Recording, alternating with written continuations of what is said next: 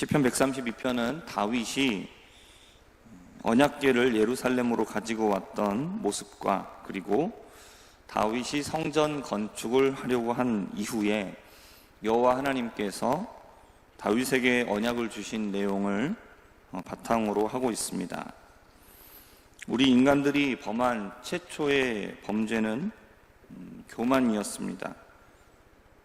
교만은 자신을 만드신 하나님을 잊어버리는 모든 생각과 말과 행동이라고 할 수 있습니다.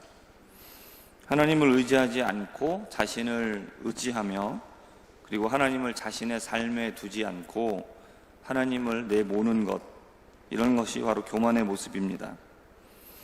성경에서는 다윗을 하나님의 마음에 합한 사람이다 라고 말씀을 하고 있는데 이 말의 뜻은 그의 마음과 같다라는 뜻입니다. 그래서 하나님의 마음과 다윗의 마음이 일치했다.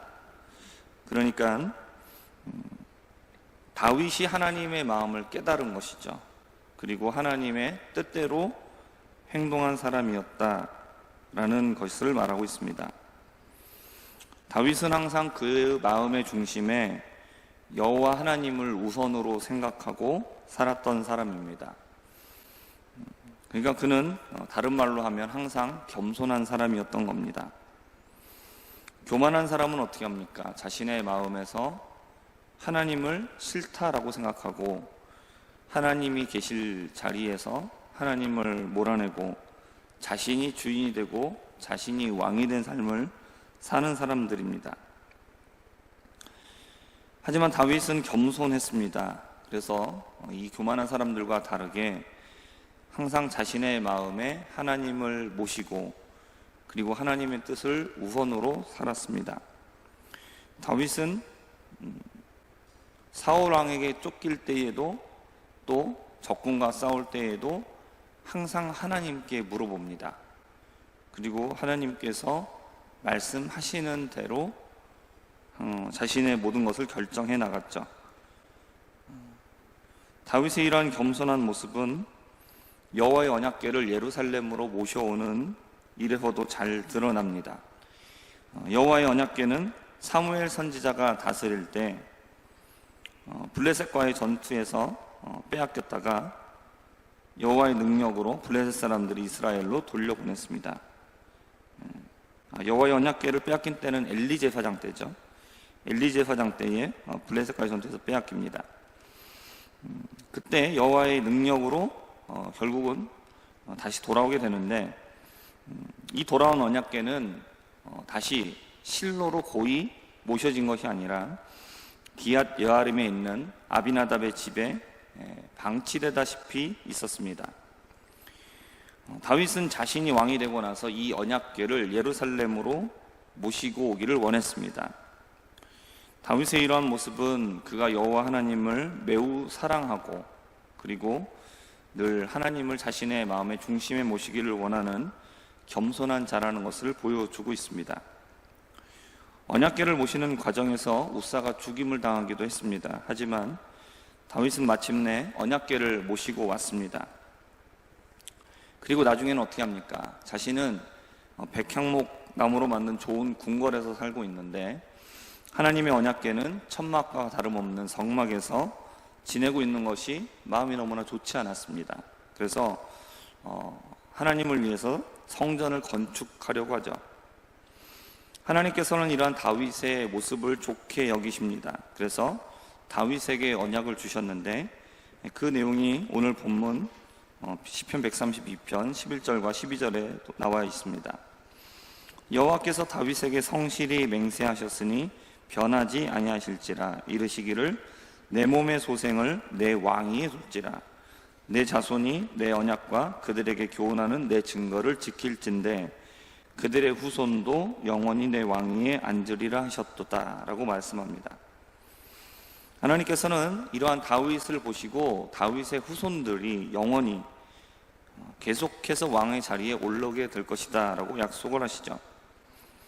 하나님의 이 약속을 근거로 하여서 후일에 다윗의 후손 중에서 예수님을 세상에 보내시게 됩니다.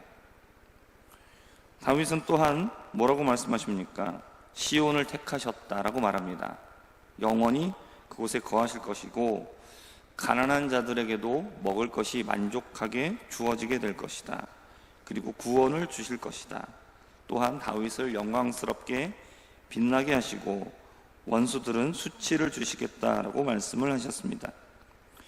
이 말씀도 역시 예수님이 오심으로 인해서 온전히 성취가 된 말씀입니다.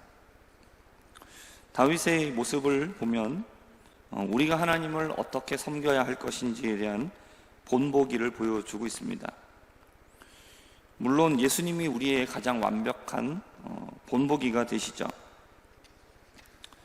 그러나 어떤 면에서는 다윗이 우리에게 있어서 가장 현실적인 본보기라고도 할 수 있습니다. 중요한 것은 우리가 다윗을 또 본보기로 삼고 예수님을 본보기로 삼고 우리가 지금 가지고 있는 우리의 신앙의 모습에서 이것으로 끝나는 것이 아니라 만족하는 것이 아니라 지금보다 더 좋은 그런 믿음의 모습으로 우리가 성장해 나가야 한다는 것이죠. 우리는 지금보다 더 주님을 사랑하고 또 마음에 항상 주님을 모시며 살아가는 자들이 되어야 할 것입니다. 언약궤를 모시기 위해서 밤잠을 설치고 또 방치되었던 언약궤를 발견하였을 때 기뻐하며 모시고 온 다윗의 모습, 또 성전 건축을 말씀하시지 않았지만 자신이 먼저 주님을 위하여 기쁨으로 헌신하겠다라고 나섰던 이러한 다윗의 모습을 보면서 우리들도 다윗과 같이 주님을 사랑할 수 있는 자가 되기를 주님의 이름으로 축복합니다. 시편 133편을 보면 형제가 서로 연합하는 일이 얼마나 선하고 아름다운가라고 말씀하고 있습니다. 형제가 연합한다라는 것은 마음과 뜻이 하나가 되는 일인데 이렇게 연합을 하려면 어떨 때 가능하겠습니까? 이것은 모두 다 자기를 낮출 때에 가능한 일입니다.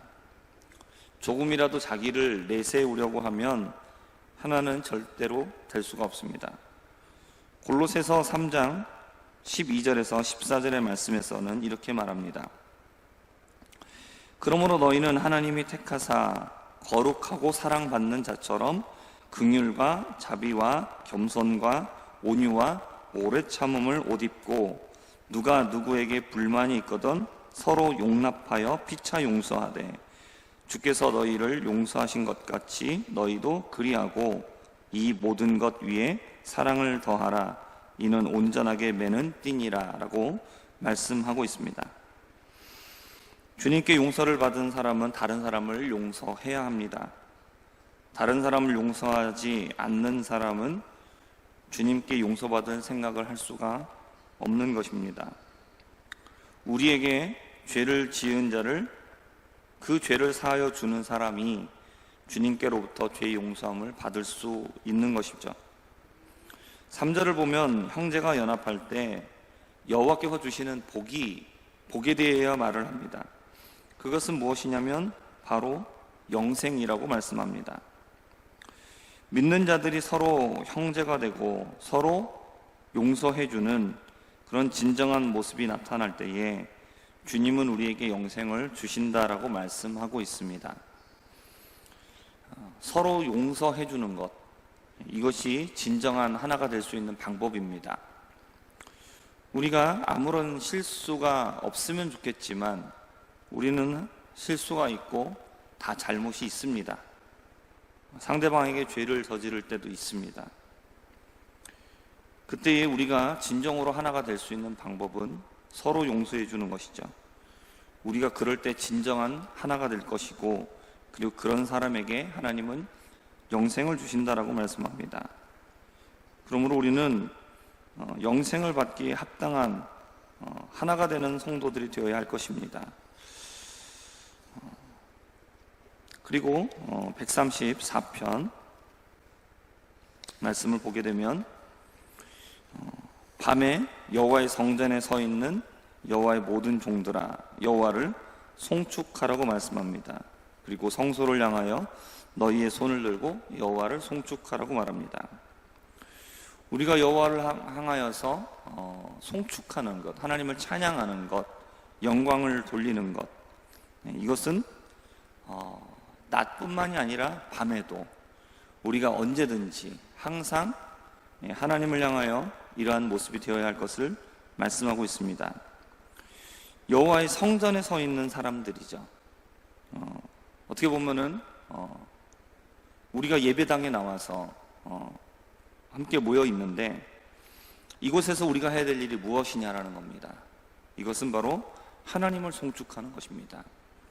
성도는 어떤 사람이 성도냐? 하나님을 송축하는 사람입니다. 하나님께 영광 돌리는 사람이죠. 낮이든 밤이든 어디에 있든지 간에 항상 하나님께 영광 돌리는 자, 하나님을 기억하는 자, 그것이 바로 성도의 모습이라는 것이죠. 그럴 때 하나님께서는 시온에서 너에게 복을 주실 것이다 라고 말씀하고 있습니다. 성도는 하나님께 영광을 돌리며 찬양을 돌리는 사람이고, 그리고 하나님은 그러한 성도에게 복을 주시는 분이십니다. 우리의 평생에 우리가 해야 될 일은 하나님을 영원토록 송축하는 것이죠. 이러한 우리의 삶의 모습이 나타나기를 바랍니다. 우리가 예배당에 나와서 우리가 예배 시간에 모였을 때마다 우리가 다른 것이 아니라, 다른 사람을 바라보는 것이 아니라, 세상의 다른 것을 바라보는 것이 아니라 오직 하나님만을 바라보는 자들이 되기를 바랍니다. 예배당에 나왔지만 여전히 하나님을 바라보지 못하고 하나님을 예배하지 못하는 그런 모습이 아니라, 우리가 성전에 거든 어디에서든지 하나님을 예배하며 늘 송축하는 사람이 될 수 있기를 주님의 이름으로 축복합니다. 기도하겠습니다. 하나님 아버지, 다윗은 왕이 되었지만 그 높은 세상의 명예와 권력을 가졌음에도 늘 하나님을 마음의 중심에 모시고 늘 겸손하게 하나님의 마음을 살폈던 모습을 우리가 살폈습니다. 우리가 다윗과 같이 항상 주님을 사랑하며 우리 마음의 중심에 하나님을 모신 삶을 살기를 소망합니다. 하나님, 우리가 서로 용납하며 진정한 형제가 되게 하여 주옵소서. 하나님, 나에게 실수하고 또 잘못하며 또 죄를 저지른 나의 형제를 주님이 나를 용서하여 주신 것처럼 용서함으로 우리가 서로 진정한 주 안에서 형제 자매가 되게 하여 주옵시고, 우리에게 주시는 영생의 복을 누리게 하여 주시옵소서.